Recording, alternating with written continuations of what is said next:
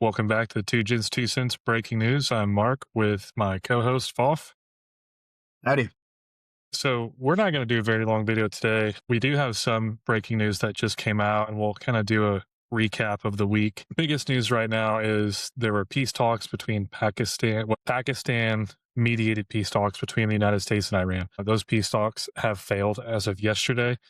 Um, and I believe we're done talking for a while. So, with that, the biggest news is the United States is going to blockade the Strait of Hormuz. What that means is, Iran's not letting any oil go through that's not a part of its axis. So, probably BRICS countries, Russia, China, Iran's been pretty friendly to them. But any other country, they're not letting oil through. So, the United States said, well, you know what? You're not going to let our oil out of the strait. You're not going to agree to peace talks.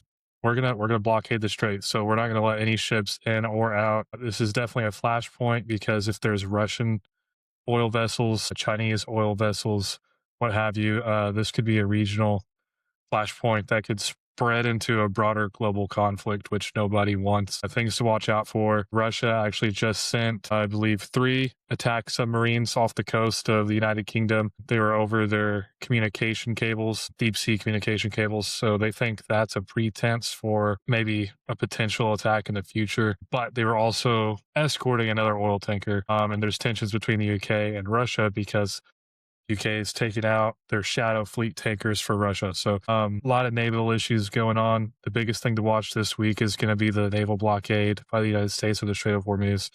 Much to come from that. Also, China is now directly supplying air defense systems to Iran. And we saw last week, the 2 or 3 planes that were shot down over enemy skies. So what do you think about that, Foff? Yeah, I think it's much of the same.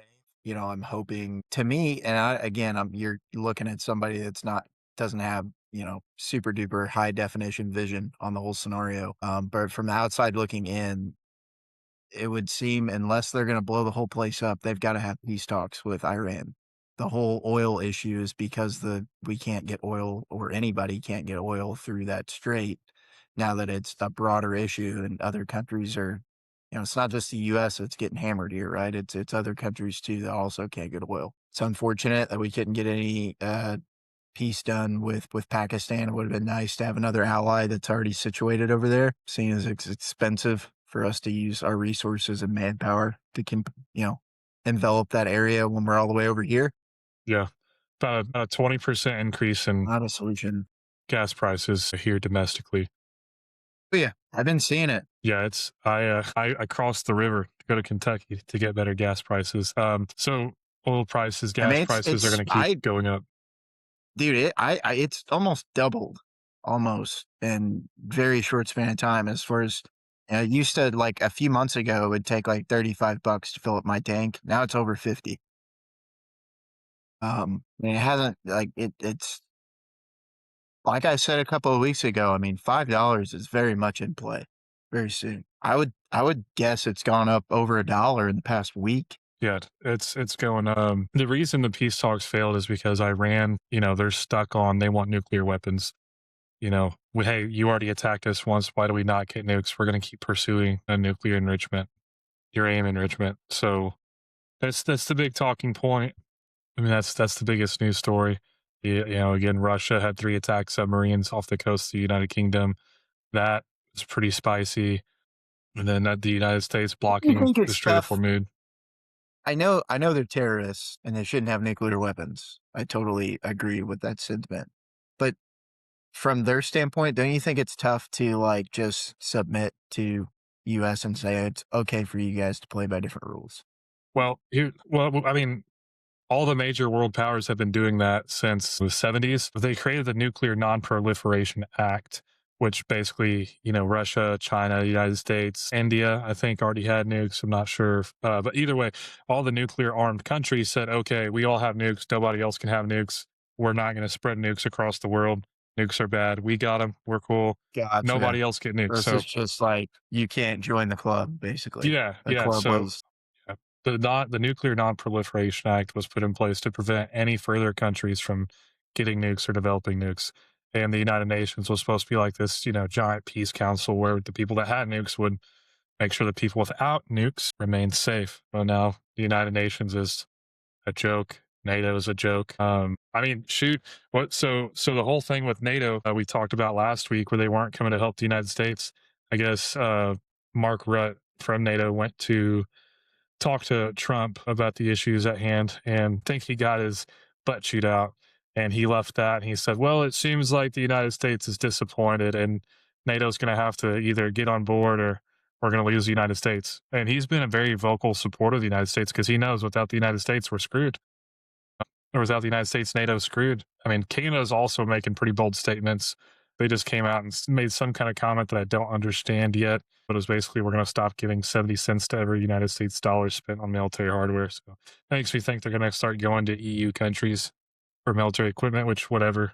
But this Carney guy definitely does not seem to be a supporter of the United States. He's the prime minister for Canada. Yeah. So that's interesting because I thought Trump was pretty. I don't know if it was just in support of getting rid of Trudeau or if it was actual support of this new Governor guy. Trudeau, But I remember him being pretty happy that there was a new prime minister. he was happy until the prime minister wasn't going to walk lockstep with Trump. Lots of issues, lots of issues. But again, folks, the key thing to keep an eye on today and the rest of the week is what happens with the blockade, the Strait of Hormuz. One of two things is going to happen. Trump's going to back out. It was a bluff, like some of his other tweets. And the thing about Trump is sometimes he's a hammer. Sometimes he hits the nail on the head. Sometimes it's like he's hitting a baby. You never know. And he's the same way with military strategy. If he says he's going to bomb you, there's a 50% chance he gets cold feet and backs out. Well, that's part of his deal, and that's why he backed out. He planned to anyway. Or he attacks, and everybody's like, holy crap, this guy's a madman. You never know what he's going to do. So, one of two things will happen with the Strait of Hormuz blockade. A, we're going to sink a vessel or seize a vessel with oil and effectively steal it, which would cause significant issues with the countries A, receiving it, or B, exporting it, which in this case would just be Iran. But it's interesting to me because where is the oil going if it's making it out of the strait? It would have to be a BRICS aligned country, which is the currency Russia and China is using to basically collapse the United States dollar. So yeah, I mean, any ship that leaves the strait that was permitted to leave the strait, is going to China, Russia, or just one of these bad actors in that area. And if you think Big power those struggle. countries are just going to go, oh, well, you attacked our oil vessel, so it's all good. Now, this sounds a lot like World War II with the Nazis when they had the U-boats and the United States was sending arms shipments and the Germans started attacking passenger boats, arms shipments going to Europe, because before the United States was attacked in Pearl Harbor, we were neutral. We were isolationist, which is what we should be now. And we stayed out of everything until Pearl Harbor was attacked. But up until then, we were staying out of the war. But between Pearl Harbor and Germany sinking merchant vessels, that's what got us in. So again, now you see the navies getting attacked again, sinking merchant vessels, attacking ships that are not military targets, but are made military targets because the objective is to collapse a country. You know, it's interesting how quickly civilian infrastructure goes from a war crime to a viable target when it's in the best interest of whatever country is attacking it. Your audio's cutting out. And Stan, look at what we've been talking about for over a year with all these marine and military commercials, and uh, it just seems like they're ramping up for something. And there's been a lot of military movement whether it's been in Venezuela or Iran or, the war in Ukraine. I mean, we are ramping up for something big. And Trump was definitely who we viewed as the guy in office that where if there was some big conflict going on, he was going to swing his hammer. So, I mean, all the signs are pointing to that direction, being an actual legit global conflict. Now, hopefully, for everybody's sake, it doesn't go in war and nukes aren't used or anything that crazy. But it's going to take something substantial, and the whole money thing with the BRICS, like it's creating a strict divide where there's going to come a point in time where both of them can't exist in the same space. Something's got to give. Agreed. Uh, Somebody's got to be the victor and somebody's got to be the loser. Is how it goes. There's not going to be town's not big enough for two sheriffs, right? No, no. So, I mean, to have two global currencies would be pretty difficult. yeah, So, yeah, I mean, that's basically all the news. Anything we left off? not that I know. Yeah, nothing too crazy is going on. I mean, everything crazy is going on, but talked about Russian ships off the UK coast, talked about China's arms shipments, talked about Iran, and the peace talks failing. But yeah, Yeah, that didn't last very long. no, Or the well, ceasefire.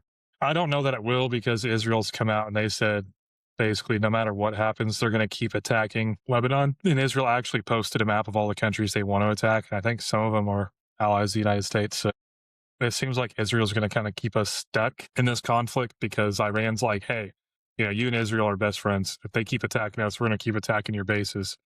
And Does so Israel just run the world? Like, you see all these Fortune 500 companies, all their presidents and CEOs are Jewish or Israel affiliates. Like, isn't that crazy? I'm not touching that. I'm not Isn't touching it that. crazy I'm though? not touching that. I'm going to stay away from that topic. So we're going to get flagged for anti Semitism. No, thank you. Sure. No, but so Israel is going to keep attacking Lebanon and all these other countries no matter what we decide, and therefore there probably won't be a peace with Iran. The problem is you either make peace with Iran, and I hate to say it, we almost have to accept defeat. The whole goal was to go in there and get the uranium and stop them from making a nuclear weapon. We failed. We failed. So you've got two options: accept defeat, get out, and the situation's worse than it was before because Iran's already said they're going to enact tolls like $2 million per vessel, and they'll control the strait forever, basically. And then they said the United States has to leave all the military bases in the region. So region loses the United States. Oil prices go up because these ships are going to have to take on additional fees to pass through the strait. Otherwise, you have other countries looking at actually making man-made canals to bypass the Strait of Hormuz. So anyway, you have one option: accept defeat, which is you're getting way worse off than when we started, or I think you have to put boots on the ground, which I don't want that. Nobody wants that. That's a bad option. I mean, I think your best option at this point is, well, I don't know, actually, because you can't let Iran have a nuclear weapon. They're a Islamic theocracy terrorist regime that funds. I mean, like we talked about in the last episode, they've funded the death of tons of Americans in all the wars. They've held hostages, so they can't have a nuke. I don't know what's going to happen. You can't let them have a nuke. You can't accept defeat. You can't commit a U.S. and ground invasion because that'd be too costly, too many American lives. I don't know. I truthfully, in this game of chess, feels like checkmate. But maybe, so being the devil's advocate, the whole reason that we were going to invade Karg's Island, which we talked about, was to stop Iran from shipping their oil since they were preventing the other countries from shipping oil. So I got a So question. if Iran is shipping through Karg Island, and we were talking about invading it, well, instead of invading Karg Island, we just put a blockade on it. I guess that would effectively do the same thing as invading the island. It would stop them from exporting their oil, right? Your audio's cutting out bad. To use. There you are. You're back. Okay, if I plug in this other mic, it's gonna pick up the fan. That's okay. I can't even switch the mic, That's even all if right. I What wanted what were to. you? Go ahead, finish your thought. Yeah, so I was gonna ask because geographically, looking at the Strait of Hormuz, I'm assuming this has to be oil that's coming from like Saudi Arabia or Kuwait or Better. Iraq, wherever, and going out to the Arabian Sea Yes. and to the Indian Ocean. So this Yep. is not going through. So there's nowhere to get oil that's past that strait. Then it all has to like we couldn't get oil in the Red Sea and go out like on the other side, like in between Yemen and Ethiopia and So Sudan and Egypt. a lot of those, not all, but a lot of those countries are actually coming out in support of Iran. The states that are not being attacked, some of them, and I can't remember which country it is, but one of them, maybe Yemen, they have another strait or canal, whatever, that you could ship oil from. And they said, we're going to close ours too. So it's like at Yeah, both ends, everyone's saying, we'll just close it. And it really messes up the Gulf states. But like I said, the Gulf states are planning on making a man made canal like the United States did. Um, was that Venezuela where we did that? Panama. So they're going to make a Panama. man-made. They're going to make a man-made canal, basically like the Panama Canal, and just bypass it because this doesn't seem like a hostility that's going to go away anytime soon. Where would they want to buy? Like, who's their closest ally that you would like? Would it go into the Mediterranean, like up in like Israel? Like up there, like Cairo, Egypt, like that area through the Red Sea, or would they try to? This is crazy. This is a crazy thing to think about. But instantly, when I was thinking about how do you make, other than making a man-made canal, you need natural disasters to flood and break away to make other, lots of water. You need lots of water is what you need. You need a big flood. The one crazy thing that's out there, and it's not that close to the Strait of Hormuz, but it is technically in the Middle East. The biggest fault line in the world, if you don't know, is in Istanbul. It used to be a long, long time ago, Constantinople, Eastern Roman Empire. It's in Turkey. Obviously with earthquakes, you can't really predict timeline, but at some point, it's kind of like Yellowstone. They know it's going to happen. And when it does, the whole place is going to split and there's going to be a whole new, but that's into the Mediterranean from the north. That wouldn't be, I don't think that would make any new waterways into the Indian Ocean, into So the what I've Arabian just Sea. pulled up says alternative export routes for Saudi Arabia would be a 1,200-kilometer east-west pipeline moving crude oil from Gulf to the Yanbu port on the Red Sea. The United Arab Emirates, the Abu Dhabi crude oil pipeline connects onshore fields to the port of, can't pronounce it, on the Gulf of Oman, bypassing the strait. Iran, the Gori Jask pipeline allows Iran to bypass the strait to the port of Jask. Wait, say that first part again. Into the Gulf of Oman? That's for UAE, United Arab Emirates. So it would just cut through Dubai then. I don't know if they're going to be able to do that. That would be, Dubai's too expensive land now. Because the Gulf of Oman is where the Hormuz Strait is. It's just the other side of Dubai. So I'd cut through Dubai. I was thinking that didn't make it. You said the Red Sea earlier. The Red Sea's on the other side of Saudi Arabia, in between Saudi Arabia and Africa. That's where I was thinking they would put it. The only problem is you get through the Red Sea to get to the Mediterranean. That's where Israel is. That's where all that major freaking conflict is. So that's going to be, I can't imagine that's going to be friendly all the time. I guess technically that'd be Egypt. You'd be cutting through Egypt, but I'd be interested to see what you're looking at, where they're talking about. Because if it goes to the UAE, that wouldn't get to the Mediterranean unless they're cutting through like half of Saudi Arabia and either Egypt or Israel. That'd be a long canal. It'd be a big canal. I think it would be really easy for them to connect to the Red Sea to the Mediterranean, like next to Cairo. Yeah. I don't want to say easy, but like that's a much shorter distance of only, it looks like kilometers maybe. And so this map here shows the Persian Gulf and the Strait of Hormuz. So they're talking about taking this red line and cutting through this little peninsula on the right here Well, where that your mouse is. already, what I'm reading says, Because that's literally Dubai. That's like downtown Dubai. Abu Dhabi, the pipeline runs from Habshan Farjura on the Gulf of Oman, bypassing the strait immediately. So it would have to be, Yeah, through that red line that they're yeah, talking about. yeah. That's through Dubai. Wow. Wow. That's some expensive land there that they would be cutting through. Really expensive land. But yeah, that would do it as long as you have UAB, Qatar, and Saudi on your side and Kuwait. You need those borders on this bottom side on your map. You need everybody that's bordering the bottom here, especially Abu Dhabi, the UAE, where Abu Dhabi and Dubai is. And then yeah, you get to the Gulf, but Iran still borders the other side of the Gulf of Oman. Here's They don't have a strait, but here's another illustration of all the oil that has to pass through the Strait of Hormuz. yeah.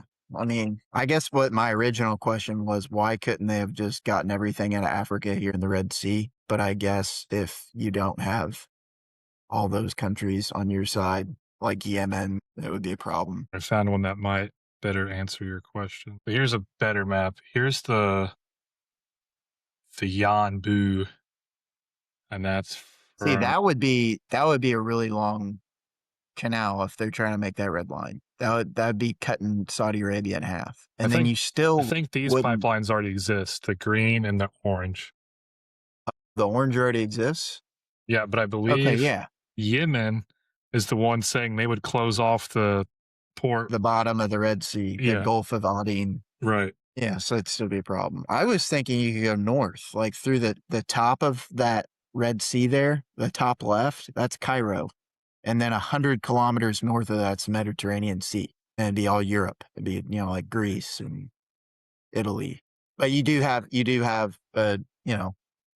Israel and Palestine literally 50 miles or 100 miles northwest of that. So I don't know. Doesn't seem like it's going to be very clean anywhere you go over there. In my head, somebody's going to have a damn problem. Yeah, that's here. Here we go. Here's a really good. There you go. That covers more of what you were talking about. Yeah. Yeah. This Suez, does that already, oh, I guess that already exists. Yeah. Where I was thinking they would build one, I guess, is a Suez Canal right there. So what's wrong with that one? We just can't because all the African countries, we can't go north. Well, you can't go past Yemen because Yemen would attack you, and obviously you can't go through the strait because Iran would attack you. Why can't we go north through that Saudi Arabian canal and then through the Suez Canal pipeline to the canal? Well, see, There where your cursor is, right beneath it, I'd like to zoom in. through that pipeline Yeah, west and then north. it's a great question. I'm sure somebody in the comments will tell us. Yeah, tell us. Let me know. Curious. I'm assuming because that whole thing in the Red Sea, that line is red, that we can't go in the Red Sea for some reason either. Yeah, no bueno. No Yeah, bueno at all. figured out. And now we were like, yeah, you're gonna close the strait. We're gonna close the strait even harder. Yeah, pretty much. If we can't have oil, you can't have oil. The whole world go electric. God, don't say that. But that's all I have for this one, Foff. Same here, brother. We'll catch y'all on the next one. Peace, Peace. everybody.